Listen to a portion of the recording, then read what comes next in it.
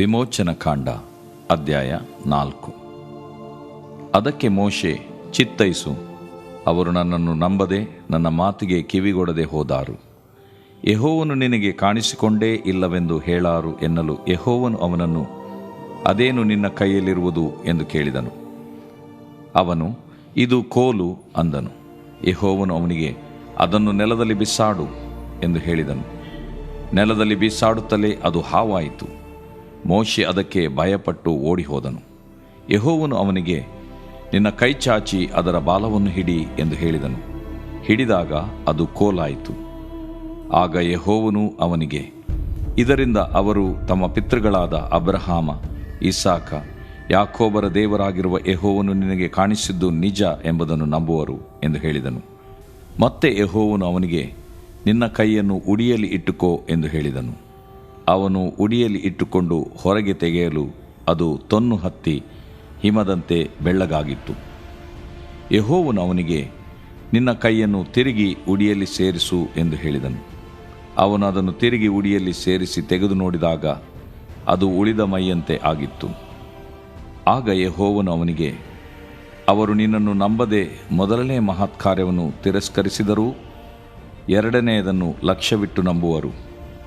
ಈ ಎರಡು ಮಹತ್ಕಾರ್ಯಗಳನ್ನೂ ಅವರು ಮನಸ್ಸಿಗೆ ತೆಗೆದುಕೊಳ್ಳದೆಯೂ ನಿನ್ನ ಮಾತನ್ನು ನಂಬದೆಯೂ ಹೋದರೆ ನೀನು ನೈಲ್ ನದಿಯಿಂದ ನೀರನ್ನು ತೆಗೆದುಕೊಂಡು ಒಣಗಿದ ನೆಲದಲ್ಲಿ ಸುರಿಯಬೇಕು.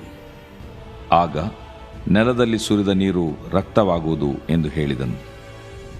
ಆದರೆ ಮೋಶೆ ಯೆಹೋವನಿಗೆ, ಸ್ವಾಮಿ, ನಾನು ಮೊದಲಿನಿಂದಲೂ ನೀನು ದಾಸನ ಸಂಗಡ ಮಾತಾಡಿದ ಮೇಲೆಯೂ ವಾಕ್ಚಾತುರ್ಯವಿಲ್ಲದವನು, ನನ್ನ ಮಾತೂ ನಾಲಿಗೆಯೂ ಮಂದವಾಗಿದೆ ಎಂದು ಹೇಳಲು ಯೆಹೋವನು ಅವನಿಗೆ, ಮನುಷ್ಯರಿಗೆ ಬಾಯಿ ಕೊಟ್ಟವರಾರು?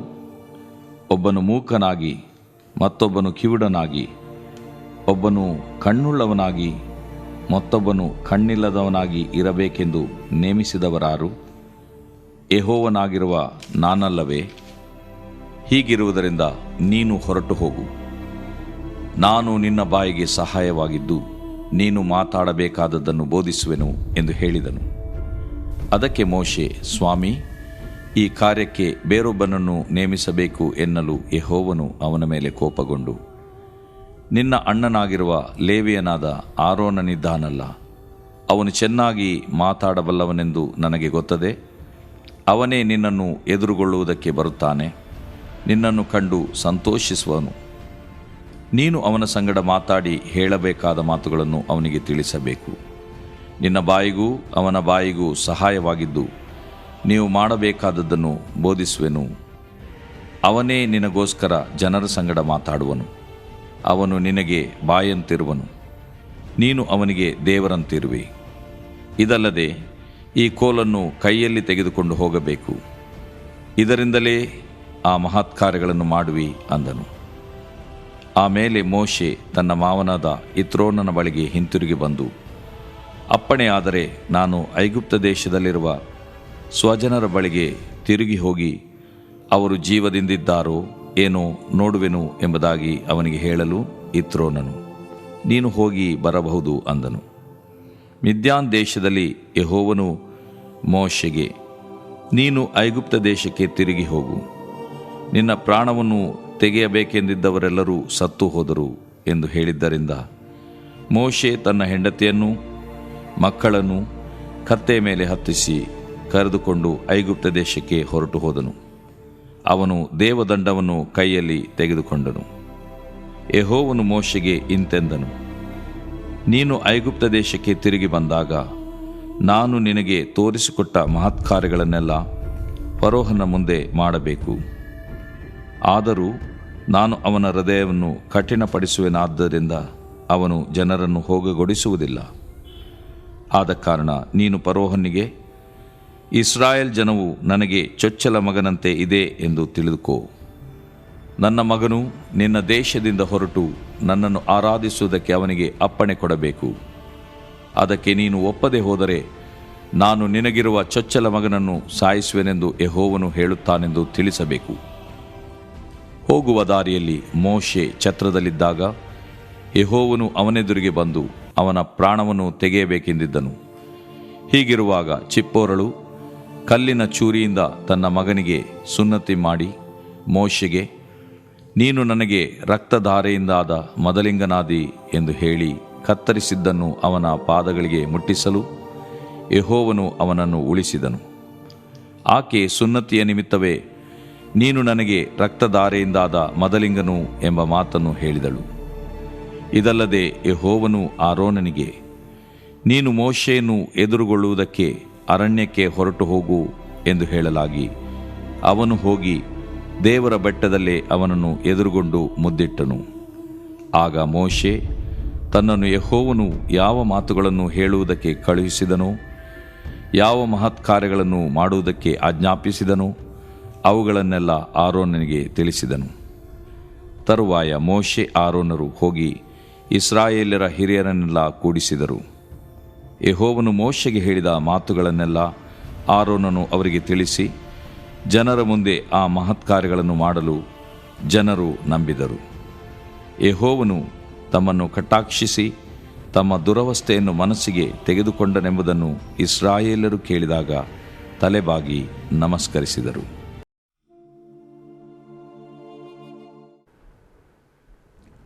ದೇವರು ಪ್ರೀತಿಸುವ ಪ್ರೀತಿಯ ಬಿಗ್ ಜೆ ಟಿವಿ ವೀಕ್ಷಕರಿಗೆ ಸ್ವಾಗತ ಬಯಸ್ತೇವೆ. ಬನ್ನಿರಿ, ದೇವರ ವಾಕ್ಯವನ್ನು ಧ್ಯಾನಿಸಿರಿ. ದೇವರು ವಿಶ್ವದಲ್ಲಿ ಅತ್ಯಂತ ದೊಡ್ಡ ವ್ಯಕ್ತಿ. ಆ ಮಹಾದೇವರ ಮಹಾವಾಕ್ಯವನ್ನು ಅಧ್ಯಯನ ಮಾಡುವಂಥದ್ದು ನಮ್ಮ ಭಾಗ್ಯ.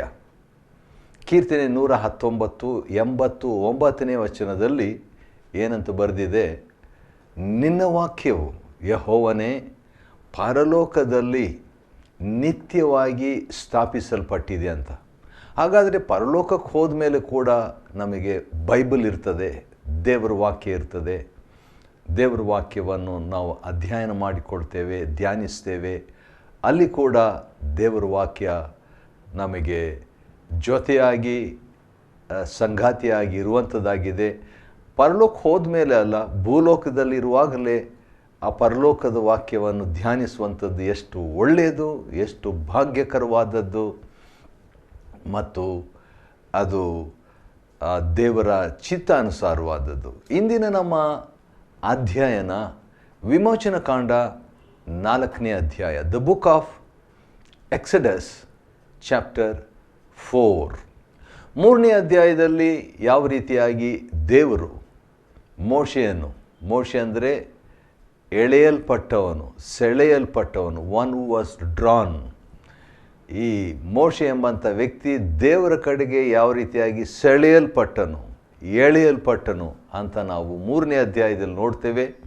ಯಥಾ ಪ್ರಕಾರವಾಗಿ ಮಾವನ ಮಂದೆಯನ್ನು ಮೇಯಿಸ್ತಾ ಇದ್ದಾನೆ.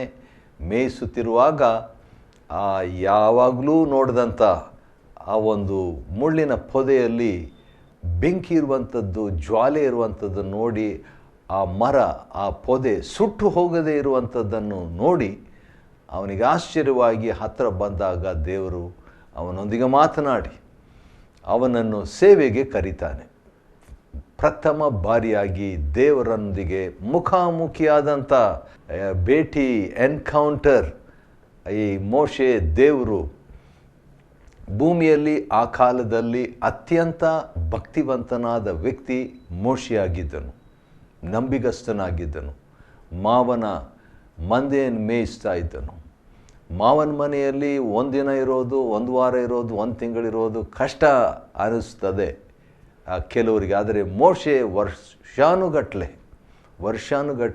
ಅಲ್ಲಿದ್ದನು, ಪರಕೀಯನಾಗಿದ್ದನು.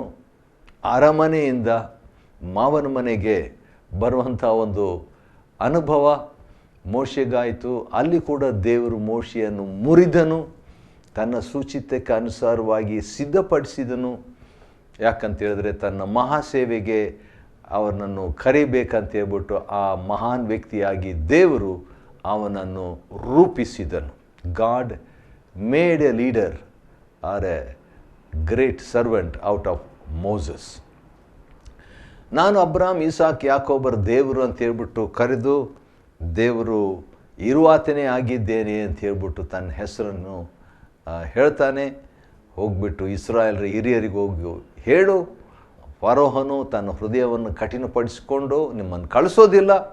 ದೇವರಿಗೆ ಗೊತ್ತಿತ್ತು, ಮೊದಲೇ ಫರೋಹನು ತೀರ್ಮಾನ ಮಾಡಿಬಿಟ್ಟಿದ್ದಾನೆ, ಮೊದಲೇ ಕಠಿಣ ಮಾಡ್ಕೊಂಡ್ಬಿಟ್ಟಿದ್ದಾನೆ. ಮೊದಲೇ ಕಠಿಣ ಮಾಡಿದಂಥ ವ್ಯಕ್ತಿಗೆ ದೇವರು ಇನ್ನಷ್ಟು ಕಠಿಣ ಮಾಡ್ತಾನೆ ಅನಂತರ.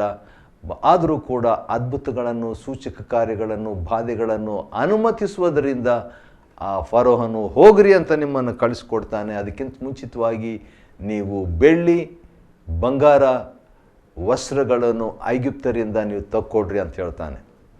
ಇದನ್ನು ನೋಡಿದಾಗ ನಮಗೆ ಅನಿಸ್ಬೋದು, ದೇವರು ಯಾಕೆ ಹೀಗೆ ಮಾಡಿದನು ಅಂತ ಹೇಳ್ಬಿಟ್ಟು. ಕೃಷ್ಣನ್ ಕುಟ್ಟಿ ಅಂತ ಹೇಳ್ಬಿಟ್ಟು ಒಬ್ಬ ದೇವರ ಸೇವಕರು ಕೇರಳದಲ್ಲಿ ಅವರು ದೇವರಿಗೆ ವಿರುದ್ಧವಾಗಿ ಒಂದು ಪುಸ್ತಕ ಬರಿಬೇಕಂತ ಹೇಳ್ಬಿಟ್ಟು ಯೋಚನೆ ಮಾಡಿ ಈ ಪುಸ್ತಕಕ್ಕೆ ಬಂದಾಗ ವಿಮೋಚನೆ ಕಾಂಡ ದೇವರು ಈ ರೀತಿಯಾಗಿ ಬೆಳ್ಳಿ ಬಂಗಾರ ಇವೆಲ್ಲ ತಗೊಳ್ಳುವಾಗ ದೇವರು ಕಳ್ಳ ಅಂತ ಹೇಳ್ಬಿಟ್ಟು ದೇವರಿಗೆ ವಿರುದ್ಧವಾಗಿ ಒಂದು ಯೋಚನೆ ಮಾಡಿಕೊಂಡಿದ್ರು. ಆದರೆ ಯೋಹಾನ್ ಸುವಾರ್ತೆ 3ನೇ ಅಧ್ಯಾಯಕ್ಕೆ ಬಂದಾಗ ದೇವರು ಪ್ರೀತಿ ಸ್ವರೂಪನಂತ ಹೇಳ್ಬಿಟ್ಟು ಆ ಪುಸ್ತಕ ದೇವರಿಗೆ ವಿರುದ್ಧವಾಗಿ ಬರೆಯೋದನ್ನು ಬಿಟ್ಬಿಟ್ಟು ದೇವರ ಭಕ್ತರಾಗಿದ್ದರು. ಅವ್ರ ಮನೆಗೆ ಹೋಗಿದ್ದೆ, ಈಗಲೂ ಅವರು ಬದುಕಿದ್ದಾರೆ. ಹೌದು, ದೇವರು ಈ ರೀತಿಯಾಗಿ ಯಾಕೆ ಬೆಳ್ಳಿ, ಬಂಗಾರ, ವಸ್ತ್ರಗಳನ್ನು ಐಗುಪ್ತದಿಂದ ತಕ್ಕೊಳ್ಳುವಂಥದ್ದು, ಅದು ಸೂರೆ ಮಾಡುವಂಥದ್ದು, ಕಿತ್ಕೊಳ್ಳುವಂಥದ್ದು, ಅದನ್ನು ನಿಮ್ಮ ಮಕ್ಕಳಿಗೆ ಇಟ್ಕೊಳ್ರಿ ಅಂತ ಹೇಳಿದ್ನಲ್ಲ, ಅದಕ್ಕೆ ಕಾರಣ ಏನಂದರೆ ದೇವರು ನ್ಯಾಯವಂತನು. God is a judge. ಇವರು 100 ವರ್ಷಗಳು ದುಡಿಸ್ಕೊಂಡ್ರು, ಆದರೆ ಸಂಬಳ ಕೊಟ್ಟಿಲ್ಲ ಐಗುಪ್ತರು. ಆದ ಕಾರಣ ದೇವರು ಅವರಿಗೆ ಸೇರ್ತಕ್ಕಂಥ ಸಂಬಳವನ್ನು ಈಗ ನ್ಯಾಯವಾಗಿ ಅವರಿಗೆ ತಲುಪುವಂತೆ ಐಗುಪ್ತರೆಲ್ಲರ ಕಡೆಯಿಂದ ದಯೆಯನ್ನು ಉಂಟು ಮಾಡಿ ಬೆಳ್ಳಿ, ಬಂಗಾರ, ಶ್ರೇಷ್ಠ ವಸ್ತ್ರಗಳನ್ನು ದೇವರು ಅವರಿಗೆ ಸಂಬಳವಾಗಿ, ಸ್ಯಾಲ್ರಿಯಾಗಿ, ಇಷ್ಟು ವರ್ಷಗಳು ಅದು ಕಡಿಮೆನೇ ಸ್ಯಾಲ್ರಿ ಅದು, ಆದರೂ ಕೂಡ ಅವರಿಗೆ ನ್ಯಾಯವನ್ನು ಮಾಡುವಂಥ ರೀತಿಯಲ್ಲಿ ಇದು ನಿಮ್ಮ ಮಕ್ಕಳಿಗೆ ವೆಚ್ಚ ಮಾಡಿರಿ ಅಂತ ಹೇಳ್ಬಿಟ್ಟು ಬ್ಯಾಂಕಾಗಿ ಇಟ್ಕೊಡ್ರಿ ಅಂತ ದೇವ್ರು ಹೇಳ್ತಾನೆ. 4ನೇ ಅಧ್ಯಾಯಕ್ಕೆ ಬಂದಾಗ ಮೋಶೆ ಮತ್ತೆ ಎಕ್ಸ್ಕ್ಯೂಸ್ ಕೊಡ್ತಾನೆ. ದೇವರೀಗ ನಿನ್ನನ್ನು ಕರೆದಿದ್ದೇನೆ, ನೀನು ಫರೋಹನ ಹತ್ರ ಹೋಗಂತ ಹೇಳಿದ್ರೆ ಭಯದ ಸ್ವಭಾವ, ಸಂಕುಚಿತವಾದ ಸ್ವಭಾವ ಮೋಶೆಗೆ. ಅದಕ್ಕೆ ನನ್ನನ್ನು ನಂಬದೇ ಹೋದರೆ ಏನು ಮಾಡಲಿ ಇಸ್ರಾಯೇಲ್ರು, ನನ್ನನ್ನು ಒಂದು ವೇಳೆ ಐಗುಪ್ತದವರು ಅಥವಾ ಫರೋಹನು ಅಥವಾ ಇಸ್ರಾಯೇಲ್ರು ಅಂತ ಈ ರೀತಿಯಾಗಿ ಒಂದು ಎಕ್ಸ್ಕ್ಯೂಸ್ಗಳನ್ನು ಕೊಡ್ತಾ ಇರುವಾಗ ದೇವರು ಹೇಳ್ತಾನೆ, ನಿನ್ನ ಕೈಯಲ್ಲಿ ಏನಿದೆ ಮೋಶೆ ಅಂತ ಹೇಳಿದಾಗ ಕೋಲಿದೆ ಅಂತ ಹೇಳ್ತಾನೆ. ಕೋಲನ್ನು ಕೆಳಗೆ ಬಿಸಾಡು ಅಂತ ಹೇಳಿದ ತಕ್ಷಣ ಕೆಳಗೆ ಬಿಸಾಕ್ತಾನೆ. ಕೋಲು ಹಾವಾಯಿತು. ಮೋಶೆ ಹೆದರ್ಕೊಂಡು ಓಡೋಗ್ಬಿಡ್ತಾನೆ. ಈಗ ದೇವರು ಇನ್ನೊಂದು ಟ್ರೈನಿಂಗ್ ಒಂದು ಕೊಡ್ತಾನೆ, ಈ ಹಾವಿನ ಬಾಲವನ್ನು ಹಿಡಿ ಅಂತ ಹೇಳ್ಬಿಟ್ಟು. ಆದ ಕಾರಣ ಮೊದಲೇ ಓಡ್ತಾ ಇರುವಂಥ ಹಾವನ್ನು ನೋಡಿಕೊಂಡು ಮೋಶೆ ಈಗ ಓಡೋಗ್ಬಿಟ್ಟು ಅದೇ ಹಾವನ್ನು ಹಿಡಿಬೇಕು, ಅದರ ಬಾಲವನ್ನು ಹಿಡಿದಾಗ ಮತ್ತೆ ಕೋಲಾಗ್ಬಿಡ್ತದು. 4ನೇ ಅಧ್ಯಾಯ ವಿಮೋಚನ ಕಾಂಡ ಮತ್ತು 4ನೇ ವಚನ.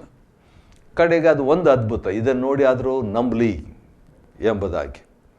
ಸರಿ, ಮತ್ತು ಇನ್ನೊಂದು ಅದ್ಭುತ ದೇವರು ಮಾಡ್ತಾನೆ. ನಿನ್ನ ಕೈಯನ್ನು ಉಡಿಯಲ್ಲಿ ನೀನು ಇಟ್ಕೋ ಅಂದ ತಕ್ಷಣ ಏನಾಯಿತು, ಇಟ್ಕೊಂಡು ಈಗ ತೆಗೆದು ನೋಡು ಅಂತ ಹೇಳಿದ್ರೆ ಅದು ತೊನ್ನಾಗ್ಬಿಟ್ಟಿತ್ತು, ತೊನ್ನು. ಮತ್ತೆ ಅದನ್ನು ನೀನು ಉಡಿಯಲ್ಲಿ ಇಟ್ಕೋ ಅಂತ ಹೇಳಿದಾಗ ಇಟ್ಕೊಂಡು ಮತ್ತೆ ತೆಗೆದಾಗ ಏನಾಯಿತು, ಅಸಾಮಾನ್ಯವಾದಂಥ ನಾರ್ಮಲ್ ಆಗಿ ಆರೋಗ್ಯಕರವಾದಂಥ ಕೈ ಆಯಿತು. ಆ ಅದ್ಭುತ ಇಲ್ದಿದ್ರು ಈ ಅದ್ಭುತ ನೋಡಿ ನಂಬ್ತಾರೆ ಅಂತ ಹೇಳ್ಬಿಟ್ಟು ಕಡೆಗೆ ಇನ್ನೂ ನಂಬಲಿಲ್ಲ ಅಂದರೆ ಇನ್ನೊಂದು ಅದ್ಭುತನೂ ಕೊಡ್ತೀನಿ ಅಂತ ಹೇಳ್ಬಿಟ್ಟು ಆ ನೀರನ್ನು ತೆಗೆದುಕೊಂಡು, ಒಣಗಿದ ನೆಲದಲ್ಲಿ ನೀರನ್ನು ತೆಗೆದುಕೊಂಡು ಸುರಿಯ ಮಾಡು. ಅದು ಸುರಿದ ತಕ್ಷಣ ಏನಾಗ್ತದೆ, ಆ ನೆಲದಲ್ಲಿ ಸುರಿದ ನೀರು ರಕ್ತವಾಗುವುದು. 4ನೇ ಅಧ್ಯಾಯ ವಿಮೋಚನ ಕಾಂಡ ಮತ್ತು 9ನೇ ವಚನ. ಈ 3 ಅದ್ಭುತಗಳನ್ನು ದೇವರು ಮೋಶೆಗೆ ಮಾಡಿಬಿಟ್ಟು ನೀವು ಇವುಗಳ ಮುಖಾಂತರವಾಗಿ ನಂಬುವಂತೆ ನೀನು ಮಾಡ್ತೀಯ ಅಂತೇಳಿ ಕಳಿಸಿದಾಗ ಮತ್ತೆ ಒಂದು ಎಕ್ಸ್ಕ್ಯೂಸ್ ನೆಪ ಮೋಶೆ ಕೊಡ್ತಾನೆ. ಯೆಹೋವನಿಗೆ 10ನೇ ವಚನದಲ್ಲಿ, ಸ್ವಾಮಿ, ನಾನು ಮೊದಲಿನಿಂದಲೂ ನೀನು ದಾಸನು ಸಂಗಡ ಮಾತಾಡಿದ ಮೇಲೆಯೂ ವಾಕ್ಚಾತುರ್ಯವಿಲ್ಲದವನು, ನನಗೆ ಮಾತಾಡಲಿಕ್ಕೆ ಬರಲ್ಲ ಎಂಬಂಥ ಮಾತನ್ನು ಹೇಳಿದಾಗ ದೇವರು ಒಳ್ಳೆಯ ಒಂದು ಮಾತನ್ನು ಎಕ್ಸ್ಪ್ಲನೇಷನನ್ನು ತಾಳ್ಮೆಯಿಂದ ಮೋಶೆಗೆ ಕೊಡ್ತಾನೆ. 11ನೇ ವಚನ, ಬಾಯಿ ಮಾಡಿದವರು ಯಾರು? ಒಬ್ಬರು ಮೂಕರಾಗಿರುವಂತೆ, ಒಬ್ಬರು ಕಿವುಡರಾಗಿರುವಂತೆ, ಒಬ್ಬರು ಕಣ್ಣು ಇರುವಂತೆ, ಕಣ್ಣು ಇಲ್ಲದವರಂತೆ. ದೇವರು ಏನು ಬೇಕಾದರೂ ಮಾಡಲಿಕ್ಕೆ ಶಕ್ತನ್. ಆದ ಕಾರಣ ದೇವರು ಏನಂತ, ಸೃಷ್ಟಿಕರ್ತನು ನಾನು ಎಂಬಂಥ ಮಾತನ್ನು ಇನ್ನೊಂದು ರೀತಿಯಿಂದ ಹೇಳ್ತಾನೆ. ಮತ್ತು ಯೆಹೋವನಾಗಿರುವ ನಾನೇ ಸೃಷ್ಟಿಕರ್ತನು ಎಂಬಂಥದ್ದನ್ನು ಮೋಶೆಗೆ ಹೇಳ್ತಾನೆ. ಆದರೂ ಕೂಡ ಮೋಶೆಗೆ ಇನ್ನೂ ಧೈರ್ಯ ಬಂದಿಲ್ಲ. ನಾನೇ ನಿನ್ನ ಬಾಯಿಯಾಗಿರ್ತೀನಿ, ಬಾಯಿ ಅಂತಿರುವೆನು, ನಿನಗೆ ಬಾಯಿಗೆ ಸಹಾಯವಾಗಿರ್ತೀನಿ ಅಂತ ಹೇಳಿದಾಗ ಮೋಶೆ ಇನ್ನೊಂದು ಎಕ್ಸ್ಕ್ಯೂಸ್, ದೊಡ್ಡ ಎಕ್ಸ್ಕ್ಯೂಸ್ ಕೊಡ್ತಾನೆ 13ನೇ ವಚನದಲ್ಲಿ. ಅದೇನೆಂದರೆ, ಈ ಕಾರ್ಯ ಐಗುಪ್ತದಿಂದ ಇಸ್ರಾಯೇಲ್ ಜನರನ್ನು ಬಿಡಿಸ್ಕೊಂಡು ಬರುವಂಥ ಕಾರ್ಯ ಬೇರೆಯವ್ರು ಕೊಟ್ಬಿಡು, ಬೇರೆಯವ್ರನ್ನ ಕಳಿಸ್ಬಿಡು, ನಾನು ಬೇಡ, ಈ ಕಾರ್ಯಕ್ಕೆ ಬೇರೊಬ್ಬನನ್ನು ನೇಮಿಸು. ಈ ದೇವರಿಗೆ ಇವನು ಐಡಿಯಾ ಕೊಡ್ತಾನೆ, ದೇವರಿಗೆ ಈತನು ಹೇಳ್ಕೊಡ್ತಾನೆ, ಸಮಾಲೋಚನೆ ಕೊಡ್ತಾನೆ. ಆಗ ದೇವರಿಗೆ ಕೋಪಗೊಂಡು, ಯೆಹೋವನು ಕೋಪಗೊಂಡು. ಯಾಕಂತ ಹೇಳಿದ್ರೆ ದೇವರ ಯೋಜನೆ ಮೋಶೆನೇ ಹೋಗ್ಬೇಕಂತ, ಆದರೆ ಮೋಶೆ ಹೋಗ್ಲಿಕ್ಕೆ ರೆಡಿ ಇಲ್ಲ. ಎಷ್ಟೆಲ್ಲ ಎಕ್ಸಾಂಪಲ್ ಕೊಟ್ಟು ಅದ್ಭುತ ಎಲ್ಲ ಮಾಡಿ ದೇವರು ಕನ್ವಿನ್ಸ್ ಮಾಡಿ ಮನ ಒಪ್ಪಿಸಿದ್ರು ಕೂಡ ಮೋಶೆ ಹೋಗಲಿಕ್ಕೆ ರೆಡಿ ಇಲ್ಲ. ಬೇರೊಬ್ಬನನ್ನು ಕಳಿಸು ಅಂತ ಹೇಳಿದಾಗ ದೇವರು ಹೇಳ್ತಾರೆ, ನಾನು ಸಹಾಯ ಮಾಡ್ತೀನಿ ಅಂತ ಹೇಳ್ಬಿಟ್ಟು. ಆದರೆ ದೇವರು ಬೇಸರಗೊಂಡು, ಸರಿ ಆಯಿತು, ಆರೋನನ್ನು ನಿನ್ನ ಬಾಯಿಯಾಗಿ ನಿನಗೆ ಅಸಿಸ್ಟೆಂಟ್ ಆಗಿರ್ಲಿಕ್ಕೆ ಕಳಿಸ್ತೀನಿ ಅಂತ ಹೇಳ್ತಾನೆ. ಆರೋನನು ಅಂದರೆ, ಆರೋನ ಅಂತ ಹೇಳಿದ್ರೆ ಒಂದು ಅರ್ಥ ಟೀಚರ್,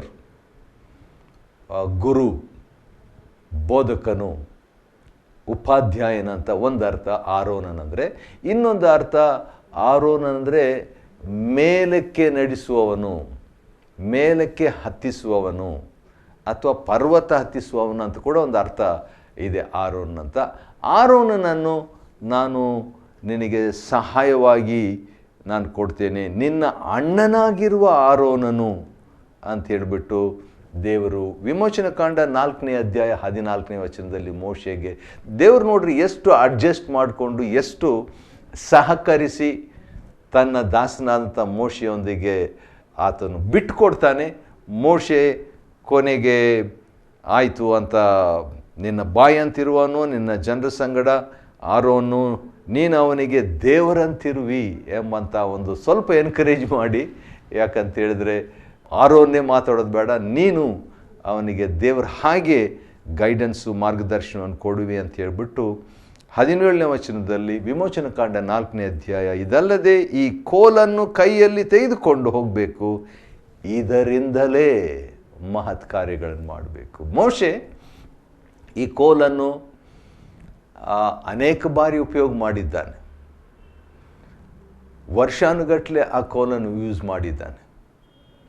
ಒಂದು ವೇಳೆ ಹಣ್ಣು ಕಿತ್ತುವುದಕ್ಕೆ ಆ ಕೋಲನ್ನು ಬಳಸಿರ್ಬೋದು, ಎಲೆ ಕಿತ್ತುವುದಕ್ಕೆ ಆ ಕೋಲನ್ನು ಬಳಸಿರ್ಬೋದು, ನೀರನ್ನು ದಾಟಲಿಕ್ಕೆ ಆ ಕೋಲನ್ನು ಬಳಸಿರ್ಬೋದು, ಒರಗಿಕೊಳ್ಳಲಿಕ್ಕೆ ಆ ಕೋಲನ್ನು ಉಪಯೋಗಿಸಿರ್ಬೋದು, ಪ್ರಾಣಿಗಳಿಂದ ಒಂದು ತೋಳಗಳಿಂದ ಕುರಿಗಳಿಗೆ ಸಂರಕ್ಷಣೆ ನೀಡುವುದಕ್ಕಾಗಿ ಆ ಕೋಲನ್ನು ಉಪಯೋಗಿಸಿರ್ಬೋದು, ಸಾಮಾನ್ಯ ಕೋಲು.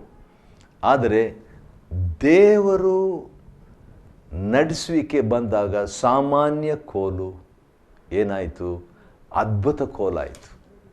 ನಾವು ಸಾಮಾನ್ಯರಾಗಿರ್ಬೋದು, ದೇವರು ನಮ್ಮ ಜೀವನದಲ್ಲಿ ಮಾತಾಡುವಾಗ ಅಸಾಮಾನ್ಯರಾಗ್ತೇವೆ. We may be ordinary people.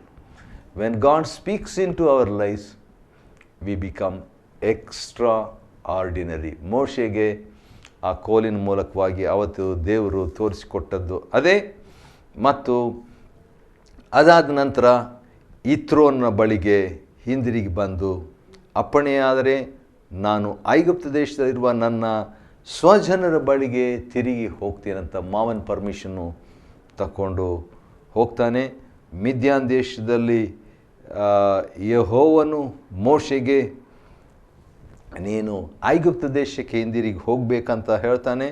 ಆದರೆ ಒಂದು ಮಾತು 20ನೇ ವಚನ, ವಿಮೋಚನಕಾಂಡ 4:20, ಮೋಶೆಯ ಕೋಲು, ವಿಮೋಚನಕಾಂಡ 4:17 ಮೋಶೆಯ ಕೋಲಲ್ಲ, ಈಗ ಆ ಕೋಲಿಗೆ ಏನಂತ ಹೆಸರಿದೆ? 20ನೇ ವಚನದಲ್ಲಿ 4:20 ನೋಡಿದರೆ ದೇವದಂಡ. ದೇವದಂಡ. ಮೋಶೆಯ ಕೋಲು ಈಗ ದೇವರ ಕೋಲಾಯಿತು ಅಂತ ಹೇಳ್ಬಿಟ್ಟು. ಹೌದು, ನಮ್ಮನ್ನು ದೇವರ ವಾಕ್ಯಕ್ಕೆ, ಇನ್ನೊಂದು ಸಾರಿ ಹೇಳ್ತೀನಿ, ನಮ್ಮನ್ನು ದೇವರ ವಾಕ್ಯಕ್ಕೆ ಒಪ್ಪಿಸಿಕೊಡುವಾಗ ನಾವು ದೇವರಿಗೆ ಸೇರಿದವರಾಗ್ತೇವೆ. When we commit ourselves to the word of God, we belong to God himself. ದೇವರಿಗೆ ಸೇರಿದವರಾಗ್ತೀವಿ. ಅದ ಕಾರಣ ದೇವದಂಡ ಅಂತ ಹೇಳ್ಬಿಟ್ಟು ಆ ಹೆಸರು ಅದಕ್ಕೆ ಬಂತು. ಮತ್ತು ದೇವರು ಮತ್ತೆ ಮೋಶೆಯನ್ನು ಆ ರೀತಿಯಾಗಿ ಕಳಿಸಿದಾಗ ಅವನು ಹೊರಡ್ತಾ ಇರುವಂಥ ದಾರಿಯಲ್ಲಿ ಒಂದು ಘಟನೆ ಆಗ್ತದೆ ಹೋಟೆಲ್ನಲ್ಲಿ. ಇದು ವಿಚಿತ್ರವಾದಂಥ ಒಂದು ಘಟನೆ. 4ನೇ ಅಧ್ಯಾಯ 24ರಿಂದ ವಿಮೋಚನಕಾಂಡ 4:24 ಇರುವಂಥ ವಾಕ್ಯ ಭಾಗದಲ್ಲಿ ಮೋಶೆ, ಹೆಂಡತಿ ಚಿಪೋರಳು, ಗೆರ್ಷೋಮ್ ಮಗ, ಮೂವರು ಹೋಟೆಲ್ನಲ್ಲಿ ಅಥವಾ ಛತ್ರದಲ್ಲಿ ಇಳ್ಕೊಳ್ತಾರೆ. ಇಳ್ಕೊಂಡಾಗ ಏನಾಯಿತು? ಯೆಹೋವನು, ದೇವರು ಯೆಹೋವನು ಮೋಶೆಯನ್ನು ಕೊಲ್ಲುವುದಕ್ಕೆ ಬಂದನಂತೆ. ದೇವರು ಮೋಶೆಯನ್ನು ಸೇವೆಗೆ ಆಯ್ಕೆ ಮಾಡಿಕೊಂಡು ದೊಡ್ಡ ಸೇವೆಯನ್ನು ಮೋಶೆಗೆ ಕೊಟ್ಬಿಟ್ಟು ಈಗ ಇಸ್ರಾಯೇಲರನ್ನು ಐಗುಪ್ತ ದೇಶದಿಂದ ಬಿಡುಗಡೆ ಮಾಡಬೇಕೆಂಬಂಥ ಮಹಾ ಸೇವೆಯನ್ನು ಕೊಟ್ಟು ಆ ದಿವಸಗಳಲ್ಲಿ ದೇವರಿಗೆ ಲಭ್ಯವಾದ ವ್ಯಕ್ತಿ, ದೇವರಿಗೆ ಲಭ್ಯನಾದಂಥ ವ್ಯಕ್ತಿ ಒಬ್ಬನೇ ಚರಿತ್ರೆಯಲ್ಲಿ ಅಂತ ನೋಡುವಾಗ ಮೋಶೆ. ಅತ್ಯಂತ ಭಕ್ತಿವಂತನಾದ ವ್ಯಕ್ತಿ, ದೇವರ ದರ್ಶನವಾದಂಥ ವ್ಯಕ್ತಿ ಮೋಶೆ, ದೇವರಿಂದ ಆಯ್ಕೆಯಾದಂಥ ವ್ಯಕ್ತಿ ಮೋಶೆ, ದೇವರಿಂದ ಫರೋಹನ ಕೈಯಿಂದ ಸಂರಕ್ಷಿಸಲ್ಪಟ್ಟಂಥ ವ್ಯಕ್ತಿ ಮೋಶೆ. ಆ ರೀತಿಯಾಗಿರುವಾಗ ಮೋಶೆಯನ್ನೇ ದೇವರು ಕೊಲ್ಲುವುದಕ್ಕೆ ಬಂದನಂತ ಹೇಳ್ಬಿಟ್ಟು ವಿಮೋಚನಕಾಂಡ 4ನೇ ಅಧ್ಯಾಯದ 24ರಿಂದ ಇರುವಂಥ ವಾಕ್ಯದಲ್ಲಿ ನೋಡ್ತೀವಿ. ಯಾಕಂದರೆ ಒಂದು ಕಾರಣ, ಮಗನಿಗೆ ಅವನು ಸುನ್ನತಿ ಮಾಡಿರಲಿಲ್ಲ. ಇದು ಬೇಗನೆ ಚಿಪೋರಳಿಗೆ ಗೊತ್ತಾಗ್ತದೆ. ಕೂಡಲೇ ಚಿಪೋರಳು ಸುನ್ನತಿ ಮಗನಿಗೆ ಮಾಡ್ತಾಳೆ. ಒಬ್ಬ ಹೆಂಗಸು, ಒಬ್ಬ ಮಹಿಳೆ ಒಂದು ಗಂಡು ಮಗುವಿಗೆ ಸುನ್ನತಿಯನ್ನು ಮಾಡಿಸುವಂಥ ಒಂದು ವಿಚಿತ್ರ ಘಟನೆ ಇಲ್ಲಿ ಆಗ್ತದೆ. ದೇವರು ಅದನ್ನು ಸ್ವೀಕಾರ ಮಾಡಿದನು ಮತ್ತು ಆಗ ದೇವರು ಮೋಶೆಯನ್ನು ಕೊಲ್ಲಲಿಲ್ಲ. ಅಂಥ ಒಂದು ಘಟನೆಯನ್ನು ನಾವು ನೋಡ್ತೇವೆ. ಸರಿ, ಹಾಗೆ ಮುಂದುವರೆದಾಗ ಯೆಹೋವನು ಆರೋನನಿಗೆ, 27ನೇ ವಚನ ವಿಮೋಚನಕಾಂಡ 4:27, ನೀನು ಮೋಶೆಯನ್ನು ಎದುರುಗೊಳ್ಳುವುದಕ್ಕೆ ಅರಣ್ಯಕ್ಕೆ ಹೊರಟು ಹೋಗಂತ. ಈಗ ದೇವರು ಆರೋನ್ ಹತ್ರ ಮಾತಾಡ್ತಾರೆ. ಆರೋನ್ ಅಂದರೆ ಬೋಧಕನು ಅಥವಾ ಪರ್ವತ ಹತ್ತುವವನು ಅಥವಾ ಮೇಲಕ್ಕೆ ಉನ್ನತನು ಅಂತ ಹೇಳ್ಬಿಟ್ಟು ಅರ್ಥ. ಈಗ ಆರೋನ್ನು ಮೋಶೆಯನ್ನು ಭೇಟಿ ಆಗ್ತಾನೆ. ಈಗ ಇಬ್ಬರು ವ್ಯಕ್ತಿಗಳು, ಒಬ್ಬರಿಗಿಂತಲೂ ಇಬ್ಬರು ಲೇಸು. 4ನೇ ಅಧ್ಯಾಯ 29ನೇ ವಚನದಲ್ಲಿ ಮೋಶೆ ಆರೋನ್ರು ಒಳ್ಳೆ ಟೀಮು, ಇಬ್ಬರಾಗಿ ಅವರು ಹೋಗಿ ಇಸ್ರಾಯೇಲರ ಹಿರಿಯರನ್ನೆಲ್ಲ ಕೂಡಿಸ್ಬಿಟ್ಟು ಯೆಹೋವನು ಮೋಶೆಗೆ ಹೇಳಿದ ಮಾತುಗಳನ್ನೆಲ್ಲ ಅವರಿಗೆ ತಿಳಿಸಿ ಜನರ ಮುಂದೆ ಆ ಮಹತ್ ಕಾರ್ಯಗಳನ್ನು ಮಾಡಲು ಜನರು ನಂಬಿದರು. ಕೆಲವರು ಅದ್ಭುತ ಇಲ್ಲದೆ ನಂಬೋದಿಲ್ಲ. ಆದ ಕಾರಣ ಇಸ್ರಾಯೇಲರು ಸ್ಟಾರ್ಟಿಂಗ್ ಹೇಗಿತ್ತು ಅಂತ ಹೇಳಿದರೆ, ಅದ್ಭುತ ಮಾಡಿದಾಗ ಮೋಶೆ ಆರೋನ್ರ ಅದ್ಭುತ ಮಾಡಿದ ಮೇಲೆ ಈಗ ನಾವು ನಂಬ್ತೀವಿ, ದೇವರು ನಿಮ್ಮನ್ನು ಕಳಿಸಿದ್ದಾರಂತೇಳಿ ಎಂಬುದಾಗಿ ಅವರು ನಂಬ್ತಾರೆ. ನಂಬಿದ್ದಷ್ಟೇ ಅಲ್ಲದೆ ವಿಮೋಚನಕಾಂಡ 4:31 ಅವರು ತಲೆಬಾಗಿ ದೇವರನ್ನು ಆರಾಧಿಸಿದರು. ಅದ್ಭುತ, ನಂಬಿಕೆ, ಆರಾಧನೆ. ಆದ ಕಾರಣ ಈ ಒಂದು ಕ್ರಮವನ್ನು ವಿಮೋಚನಕಾಂಡ 4ನೇ ಅಧ್ಯಾಯದಲ್ಲಿ ನೋಡ್ತೇವೆ. 4ನೇ ಅಧ್ಯಾಯವನ್ನು ವಿಮೋಚನಕಾಂಡ 4 ನಾವು ಅಧ್ಯಯನ ಮಾಡಲಿಕ್ಕೆ ದೇವರು ಕೃಪೆ ಕೊಟ್ಟಿದ್ದನು, ಆತನಿಗೆ ಸ್ತೋತ್ರವಾಗಲಿ. 5ನೇ ಅಧ್ಯಾಯದಲ್ಲಿ ಅರಸನು ಮೋಶೆಯ ಮಾತನ್ನು ಕೇಳಿಸಿಕೊಂಡು ಏನು ಮಾಡ್ತಾನೆ ಅನ್ನುವಂಥದ್ದನ್ನು ನಾವು ನೋಡಲಿಕ್ಕಿದ್ದೇವೆ. ಭಾಳ ಚಮತ್ಕಾರಿಕವಾದ ನಾಟಕೀಯವಾದಂಥ ಒಂದು ಎಕ್ಸೈಟಿಂಗ್ ಆದಂಥ ಒಂದು ಅಧ್ಯಾಯ 5ರಿಂದ ಇರುವಂಥದ್ದು. 4ನೇ ಅಧ್ಯಾಯವನ್ನು ಅಧ್ಯಯನ ಮಾಡಿಕೊಳ್ಳುವಂಥ ದೇವರು ನಮ್ಮ ಕೃಪೆ ಕೊಟ್ಟಿದ್ದಕ್ಕಾಗಿ ದೇವ್ರ ಸ್ತೋತ್ರವಾಗಲಿ. ದೇವರು ನಿಮ್ಮನ್ನು ಆಶೀರ್ವದಿಸಲಿ.